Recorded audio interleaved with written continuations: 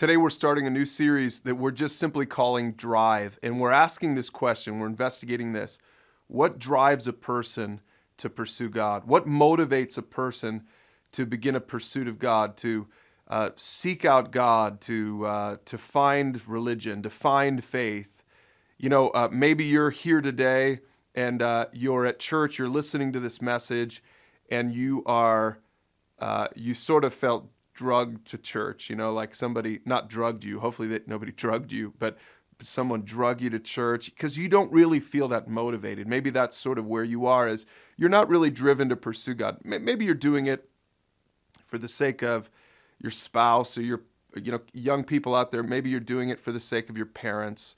You want to be obedient, or you want to, have brunch with the family after church or something like that. But some of you might be here today thinking, what really drives someone to pursue God? Maybe you're looking around today, you're looking around church, and you see people, and it seems to you that they have a drive, like a personal motivation for being there. Like for some, maybe in the worship time today, you saw people raising their hands or just singing to God or getting emotional, and you're just like, man, that is so weird. Like, why do people do that? Why are people so connected to God, and you might not feel connected? Well, we're gonna talk about that today, not just for people who are sort of on the fence, but we're gonna talk about it for everyone. So even if you're a pursuer of God, if you love Jesus and you're a Christian, this is gonna be a great series for you also, because it's for everyone to say, like, what motivates me? At the end of the day, what motivates me,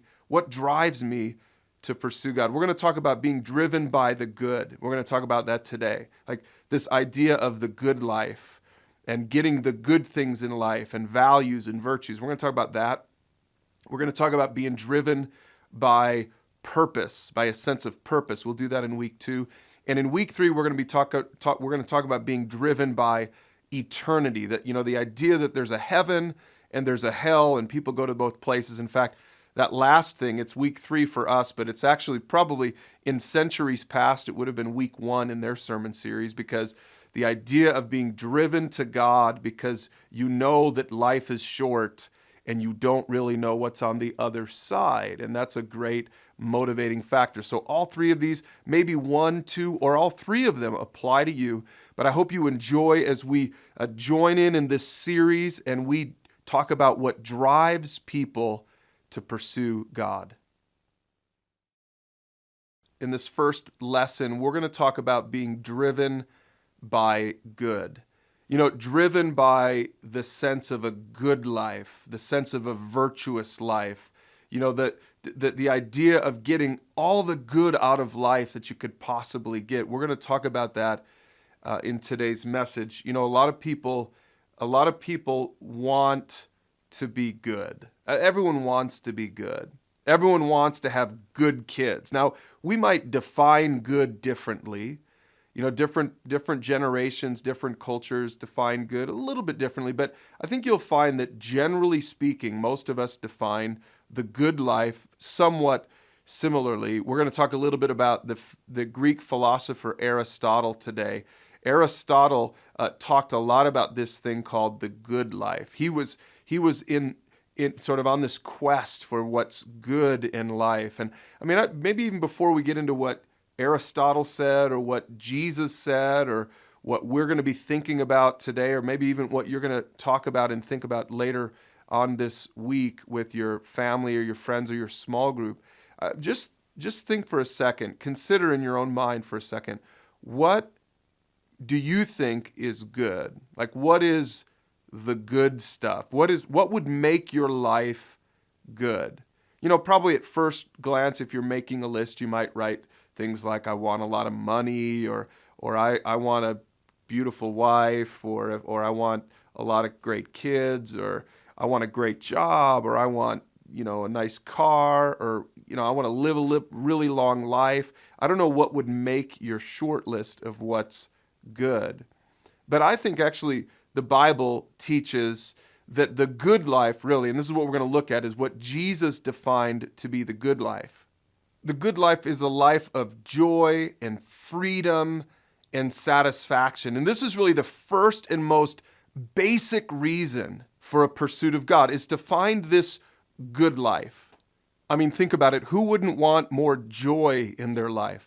Who wouldn't want a greater sense of freedom or satisfaction in their life? I think everyone could agree at some level that that would be good. More of that stuff would be a better life. Having more joy, more freedom, more satisfaction would give you, really a good life. And this is what Jesus talked about. He talked about, let's look at this first thing. He talked about this life of joy.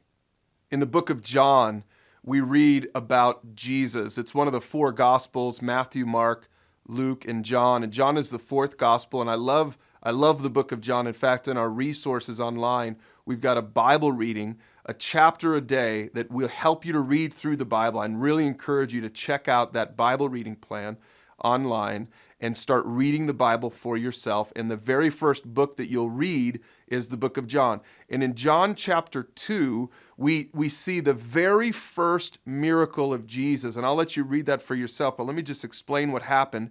Jesus is there at a wedding feast with his disciples and his mom, and his mother comes up to him and he says, they've run out of wine. And that was a big deal. It was really embarrassing to run out of wine at a wedding. And so his mother said, you should fix this. See, Mary knew that Jesus was special. She knew who Jesus was. And Jesus said, no, it's not yet time. He'd never performed a miracle yet. He was about 30 years old.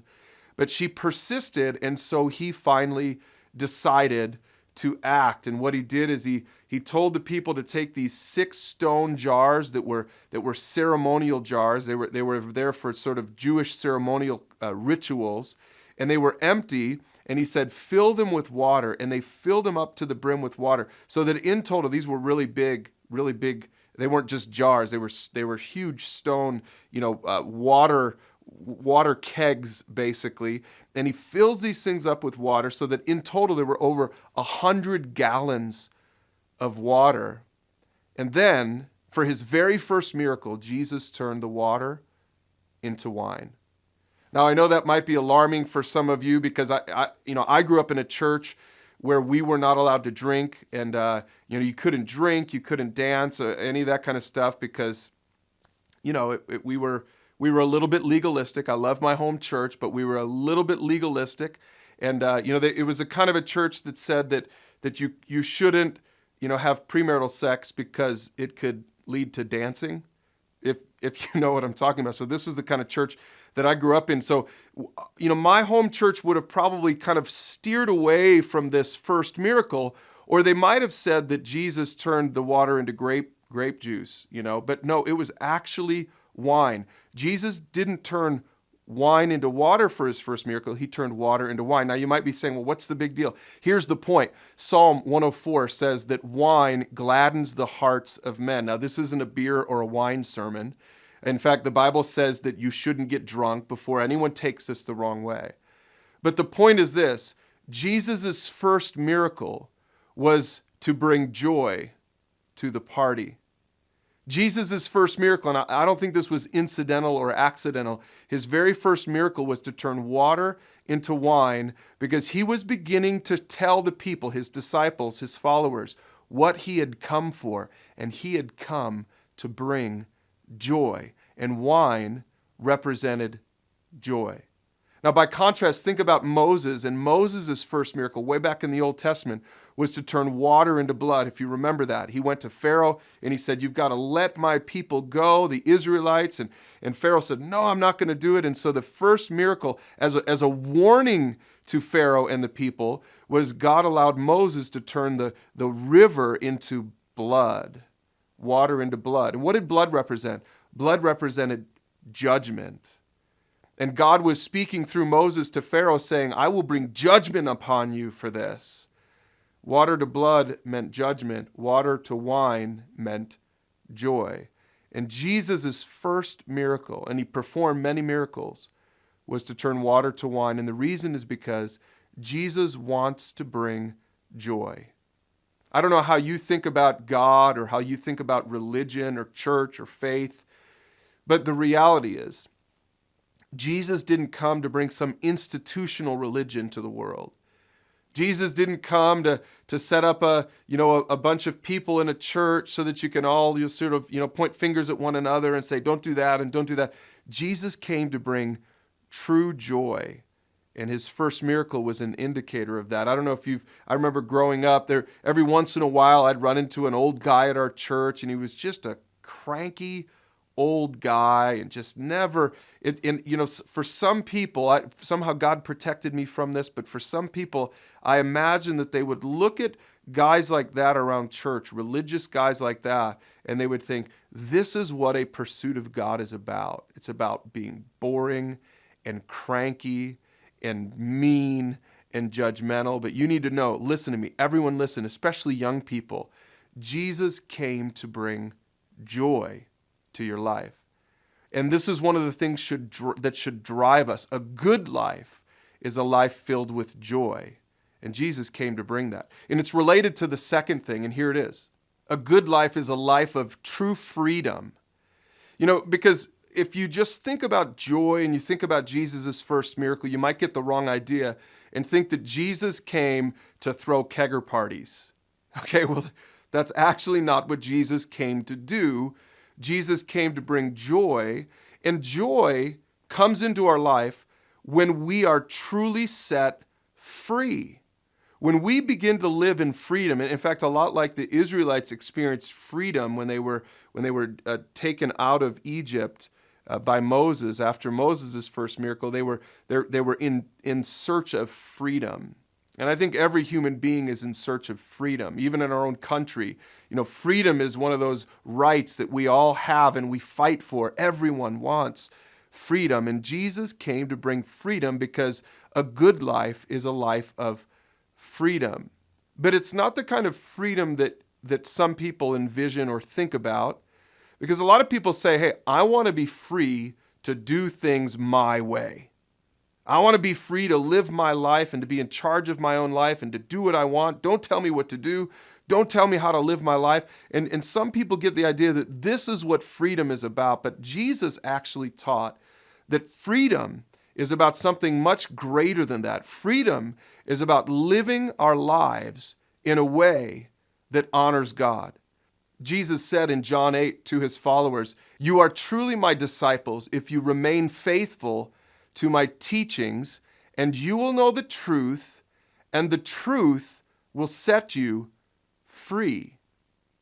Aristotle had discovered this same thing as he was trying to find the good life. And one of the things that the great Greek philosopher said is that the good life is connected to living according to the virtues. He talked about moral and intellectual virtues. And what he was defining was that if we have boundaries, if we would allow ourselves to be subjected to these virtues, then we really can have the good life. And that just makes sense. Because if you try to live a life that you are going to define as good, but they're disconnected from what God has already said is good and virtuous and right and honorable and true, then trust me, you're not going to have a good life. And the people around you aren't going to have a good life. And your nation is not going to have a good life. And the world is not going to have a good life. Because all of these things, if everyone's just going to go in their own direction and do whatever they want, and there's no king on the throne, and there's no God, and there's no one in charge, and there's no one saying, hey, these are the boundaries, this is what's right, this is what's wrong. If we live in that kind of a world, that is anarchy. And that kind of a life is not good. Whether on a large scale in a nation or on a small scale in an individual person's life, maybe you know somebody who's living like that. They're living a life by their own rules, by their own way. The biblical word for that is sin, but they're doing what they want to do, and they're saying, I don't care what you say, God, I want to do what I want to do because this is going to give me a good life. I know a lot of people who have taken that path, and today, 20, 30 years later, trust me, they're not living a good life. Jesus continued in John 8, I tell you the truth, everyone who sins is a slave of sin. So if the Son sets you free, you are truly free. If you want to experience true freedom, Jesus said this, and I believe this, Jesus said, the Son has to set you free. Because a life that is disconnected from Christ and his truth and the way God wants you to live, the way we talk about it is living a life that honors God. We were made to live a life that honors God. That if you don't discover that, if you don't learn to live in that, then the Bible says that you will not really ever achieve this good life. You might think you will, but you won't. You'll never achieve this good life. Some of the things that honor God are like loving your neighbor, don't repay evil with evil.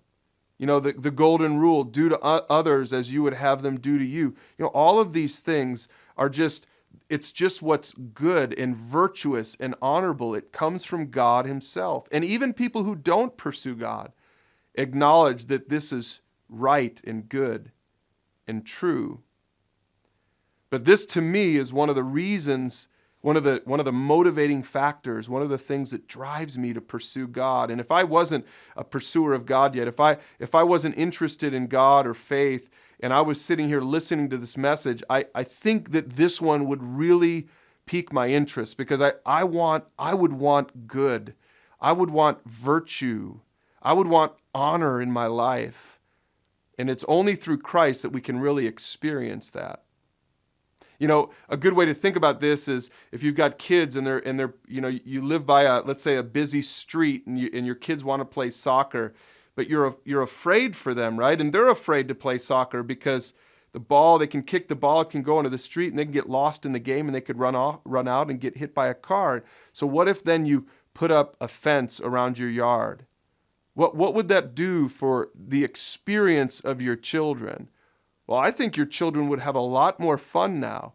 I mean, they could go all out and play all out now. They can really enjoy the game because they're not afraid about kicking the ball too hard and having it go across the street and having to chase it down and put themselves in danger. And see, this is exactly how living to honor God works. God has made things. He's made our lives to work a certain way. He wants us to be good. He wants us to do good. He's given us boundaries in our lives, but those boundaries don't enslave us. Those boundaries free us to really enjoy and go all out in our lives if we know what those boundaries are. Here's the third thing. The good life is ultimately a life of satisfaction. I mean, think about what satisfaction means. It means that you are truly content. This is what the Greek philosopher Aristotle was talking about. He was trying to discover what allows you to be truly content.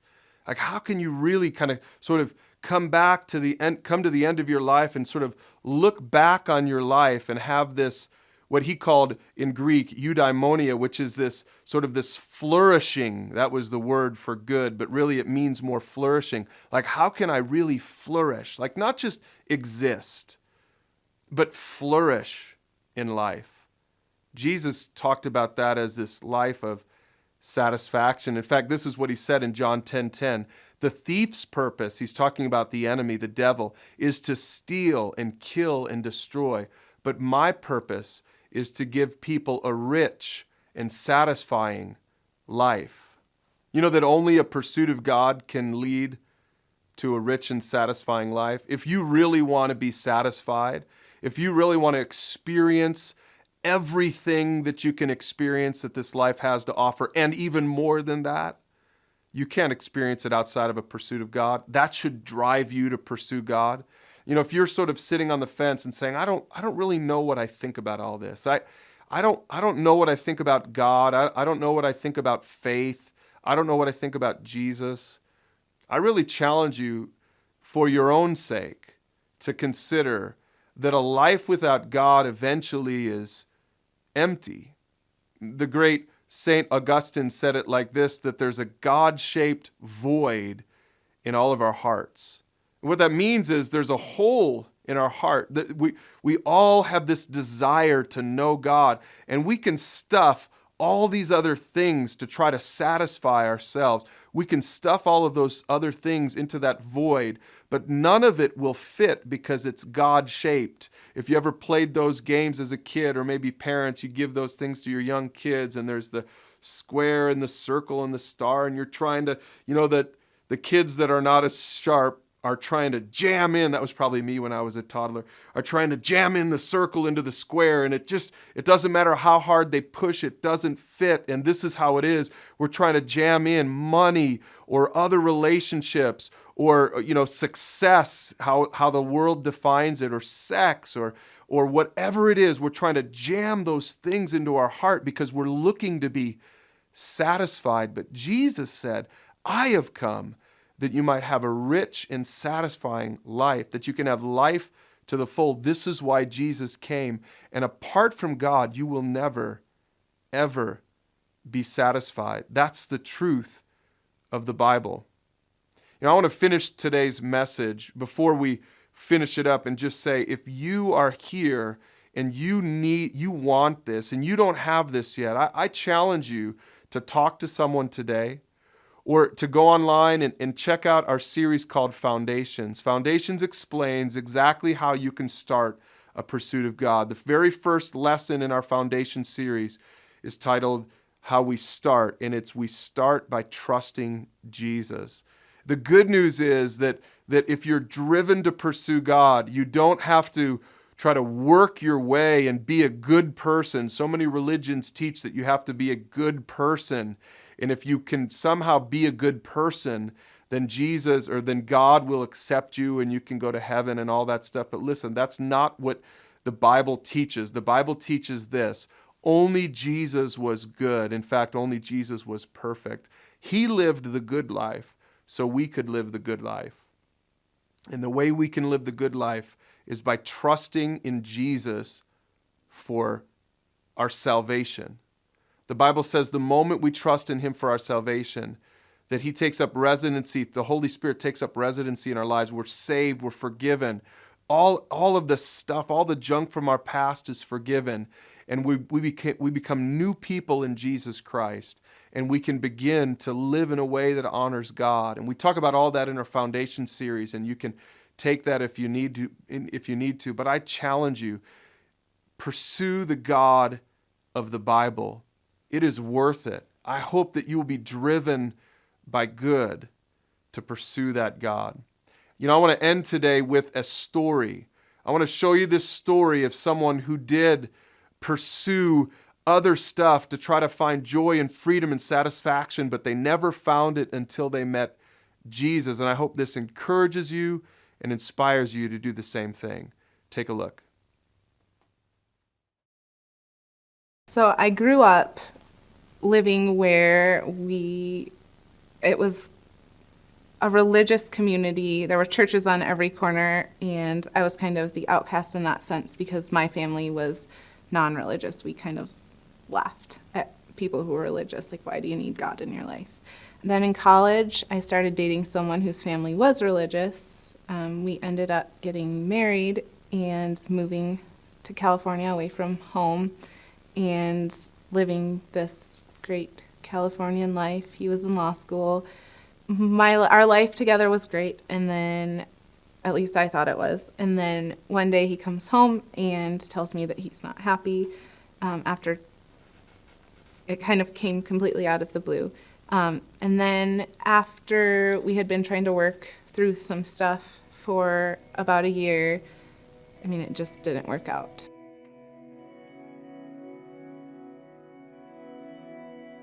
All of a sudden, my life is completely different. I don't have a husband. I don't have a job.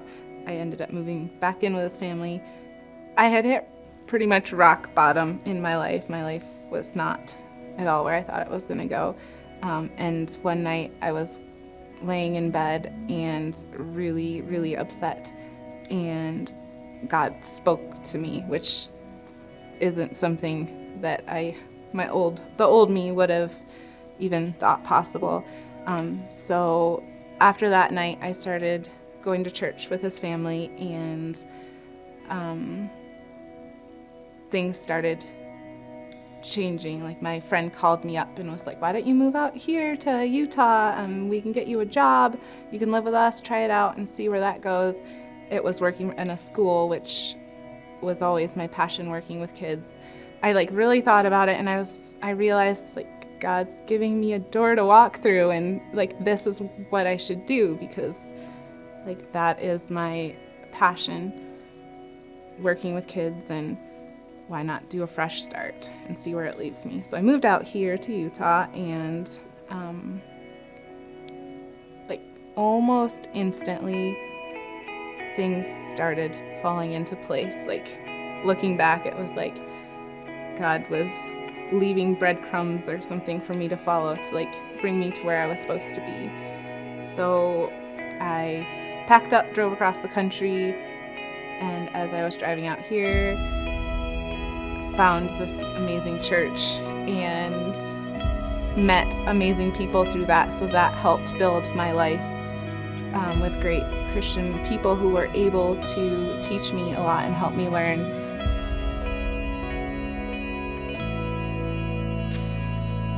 So today I'm living this life that 3-4 years ago is completely opposite of where I thought I would be. I thought I would be married to a rich lawyer and be a stay-at-home mom with kids, and that's not at all where I am. But where I am now, I think, is a lot better and a lot more satisfying than what my life could have been, because I'm working in this job that I absolutely love, and with kids that I'm able to make a difference in their lives. I have wonderful friends, and it's all because of I took that kind of leap of faith when God talked to me, and now my life is so full, and I'm very satisfied with where God has led me. And sometimes it's hard to trust that even though I know all the things that He has done to get me where I am today, I still have in my mind this picture of where I want my life to be. And I have to just trust that somehow, maybe not the exact way that I think it's going to happen, but down the road, I know I'll be just as happy and satisfied as I am now, because God has a plan for me. And